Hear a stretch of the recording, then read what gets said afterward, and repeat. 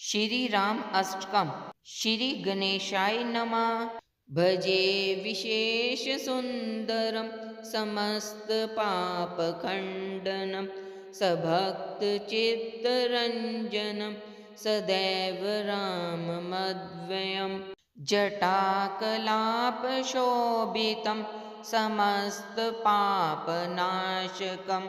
सभक्त भीतिभंजनम भजेह राममद्वयम् निज स्वरूप बोधकं कृपाकरं भवापहं समं शिवं निरञ्जनं भजेह राममद्वयम् सदा प्रपञ्चकल्पितं हैनामरूपवास्तवं निराकृतिं निरामयं भजेह राममद्वयम् निष्प्रपञ्च निर्विकल्प निर्मलं निरामयं चिदेकरूपसन्ततं भजेह राममद्वयम् भवादिपोतरूपकं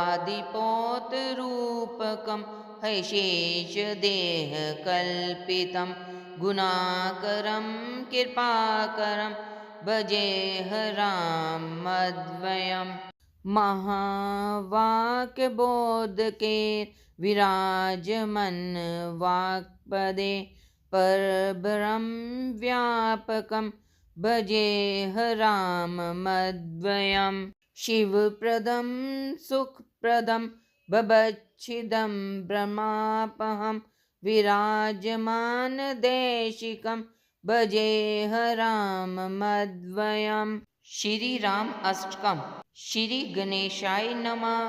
भजे विशेष सुंदरम समस्त पाप खंडनम सभक्त चित्तरंजनम सदैव राममद्वयम् जटाकलाप शोभितं समस्त पापनाशकं सभक्त भीतिभंजनम भजेह राममद्वयम्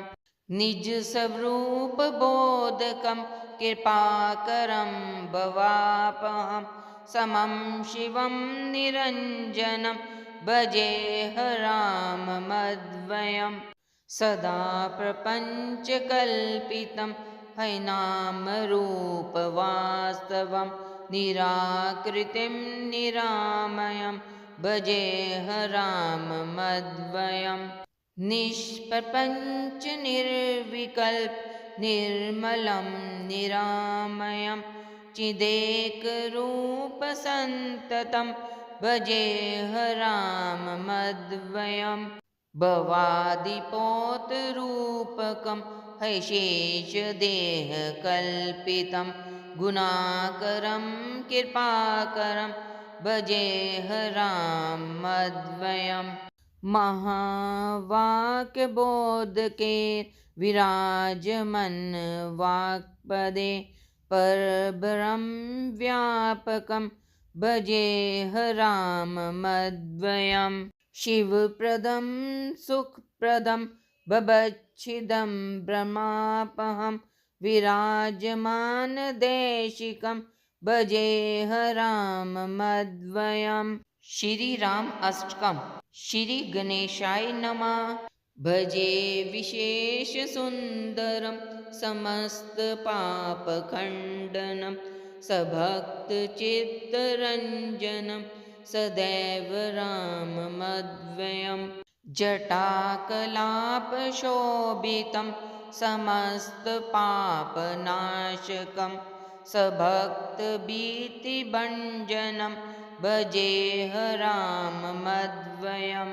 निज स्वरूप बोधकं कृपाकरं भवापहं समं शिवं निरञ्जनं भजेह राममद्वयम् सदा प्रपञ्चकल्पितं हैनामरूपवास्तवं निराकृतिं निरामयं भजेह राममद्वयम्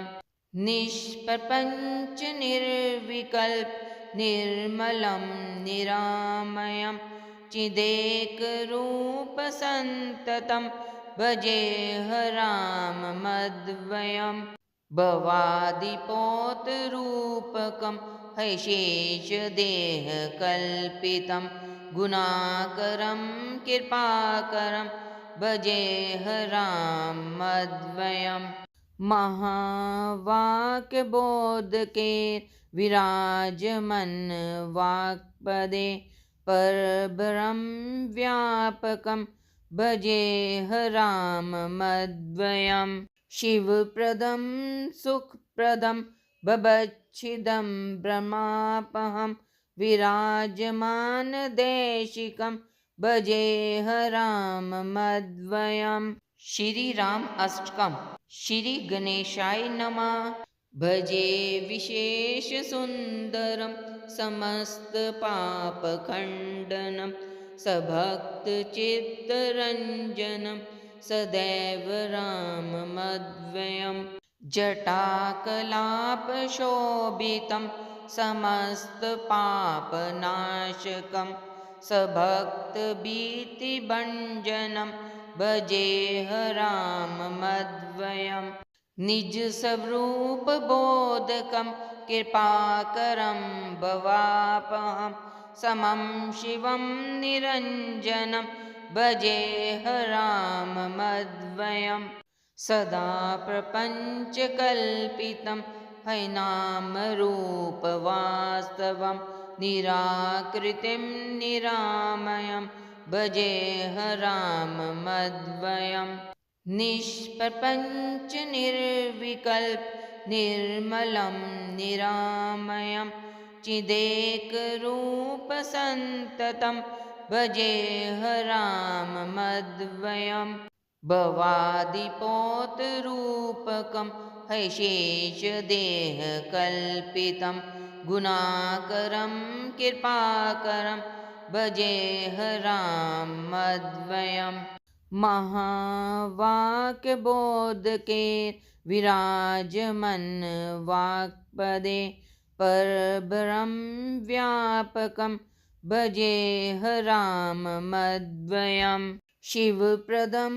सुखप्रदं बभच्छिदं ब्रह्मापहं विराजमानदेशिकं भजेह राममद्वयम् श्री राम अष्टकम् श्री गणेशाय नमः भजे विशेष सुंदरम समस्त पाप खंडनम सभक्त चित्तरंजनम सदैव राममद्वयम् जटाकलाप शोभितं समस्त पाप नाशकं सभक्त भीतिभंजनम भजेह राममद्वयम् निज स्वरूप बोधकं कृपाकरं भवापहं समं शिवं निरञ्जनं भजेह राममद्वयम् सदा प्रपञ्चकल्पितं हैनामरूपवास्तवं निराकृतिं निरामयं भजेह राममद्वयम् निष्प्रपञ्च निर्विकल्प निर्मलं निरामयं चिदेकरूपसन्ततं भजेह राममद्वयम् भवादिपोतरूपकं हैशेषदेहकल्पितं गुणाकरं कृपाकरं भजेह राममद्वयम् महावाक्यबोधके विराजमन् वाक्पदे परब्रह्म व्यापकं भजेह राममद्वयम् शिवप्रदं सुखप्रदं बभच्छिदं ब्रह्मापहं विराजमानदेशिकं भजेह राममद्वयम् श्री राम अष्टकम् श्री गणेशाय नमः भजे विशेष सुंदरम समस्त पाप खंडनम सभक्त चित्तरंजनम सदैव राममद्वयम् जटाकलापशोभितं समस्तपापनाशकं सभक्तभीतिभञ्जनं भजेऽहराममद्वयम् निजस्वरूपबोधकं कृपाकरं भवापहं समं शिवं निरञ्जनं भजेऽहराममद्वयम् सदा प्रपञ्चकल्पितं हैनामरूपवास्तवं निराकृतिं निरामयं भजेऽहराममद्वयम् निष्प्रपञ्च निर्विकल्प निर्मलं निरामयं चिदेकरूपसन्ततं भजेऽहराममद्वयम् भवादिपोतरूपकं हैशेषदेहकल्पितं गुणाकरं कृपाकरं भजेऽहराममद्वयम् महावाक्यबोधके विराजमन्वाक्पदे परब्रह्म व्यापकं भजेऽहराममद्वयम् शिवप्रदं सुखप्रदं बभच्छिदं ब्रह्मापहं विराजमानदेशिकं भजेऽहराममद्वयम् श्री राम अष्टकम् श्री गणेशाय नमः भजे विशेषसुन्दरं समस्तपापखण्डनं सभक्तचित्तरञ्जनं सदैव राममद्वयम् जटाकलापशोभितं समस्तपापनाशकं सभक्तभीतिभञ्जनं भजेऽहराममद्वयम् निजस्वरूपबोधकं कृपाकरं भवापहं समं शिवं निरञ्जनं भजेऽहराममद्वयम्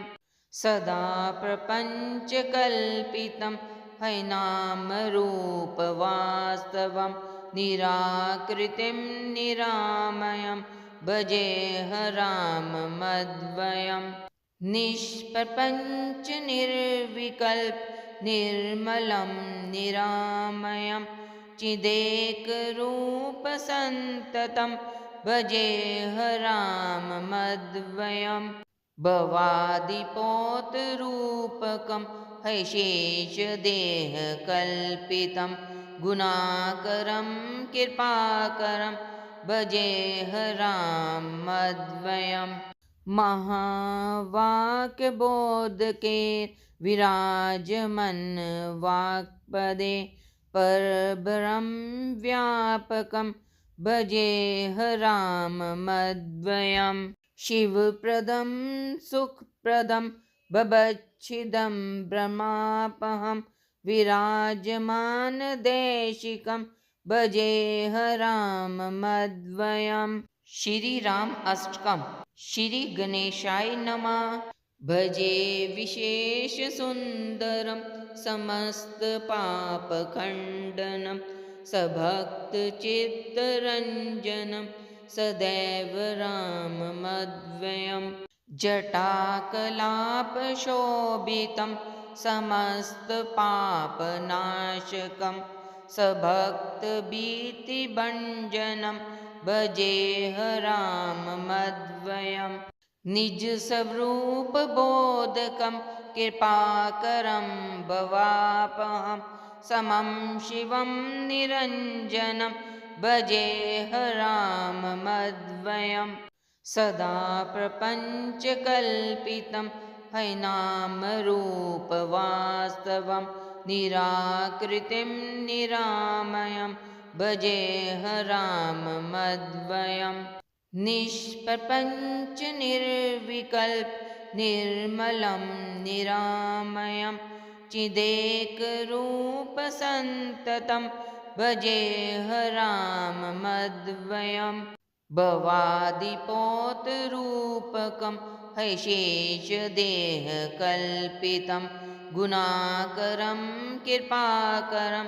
भजेह राममद्वयम् महावाक्यबोधके विराजमन् वाक्पदे परब्रह्म व्यापकं भजेह राममद्वयम् शिवप्रदं सुखप्रदं बभच्छिदं ब्रह्मापहं विराजमानदेशिकं भजेह राममद्वयम् श्री राम अष्टकम श्री गणेशाय नमः भजे विशेष सुंदरम समस्त पाप खंडनम सभक्त चित्तरंजनम सदैव राममद्वयम्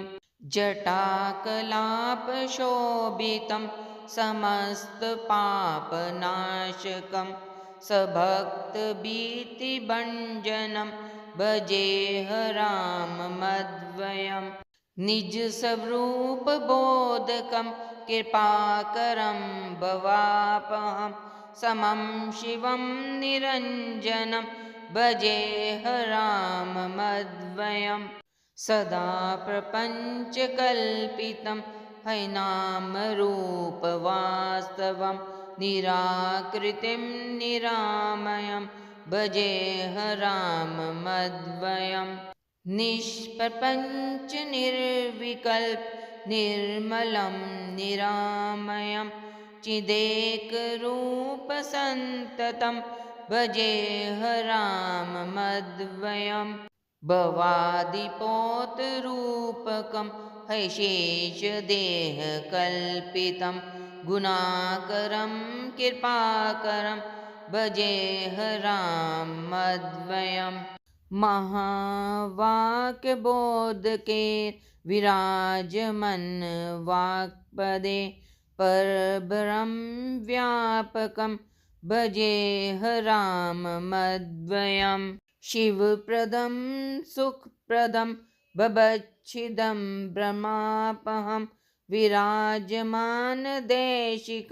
भजेह राममद्वयम् श्री राम अष्टकम श्री गणेशाय नमः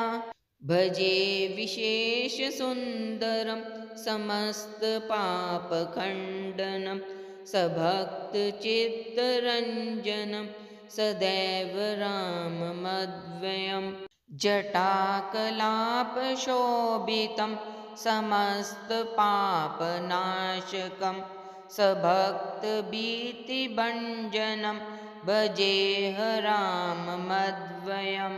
निज स्वरूप बोधकं कृपाकरं भवापहं समं शिवं निरञ्जनं भजेह राममद्वयम् सदा प्रपञ्चकल्पितं हैनामरूपवास्तवं निराकृतिं निरामयं भजेह राममद्वयम् निष्प्रपञ्च निर्विकल्प निर्मलं निरामयं चिदेकरूपसन्ततं भजेह राममद्वयम् भवादिपोतरूपकं हैशेषदेहकल्पितं गुणाकरं कृपाकरं भजेह राममद्वयम् महावाक्यबोधके विराजमन् वाक्पदे परब्रह्म व्यापकं भजेह राममद्वयम् शिवप्रदं सुखप्रदं बभच्छिदं ब्रह्मापहं विराजमानदेशिकं भजेह राममद्वयम् श्री राम अष्टकम श्री गणेशाय नमः भजे विशेष सुंदरम समस्त पाप खंडनम सभक्त चित्तरंजनम सदैव राममद्वयम् जटाकलाप शोभितं समस्त पापनाशकं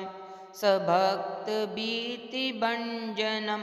भजेह राममद्वयम् निज स्वरूप बोधकं कृपाकरं भवापहं समं शिवं निरञ्जनं भजेह राममद्वयम् सदा प्रपञ्चकल्पितं हैनामरूपवास्तवं निराकृतिं निरामयं भजेह राममद्वयम् निष्प्रपञ्च निर्विकल्प निर्मलं निरामयं चिदेकरूपसन्ततं भजेह राममद्वयम् भवादिपोतरूपकं हैशेषदेहकल्पितं गुणाकरं कृपाकरं भजेह राममद्वयम् महावाक्यबोधके विराजमन्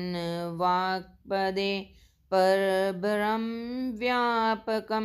भजेह राममद्वयम् शिवप्रदं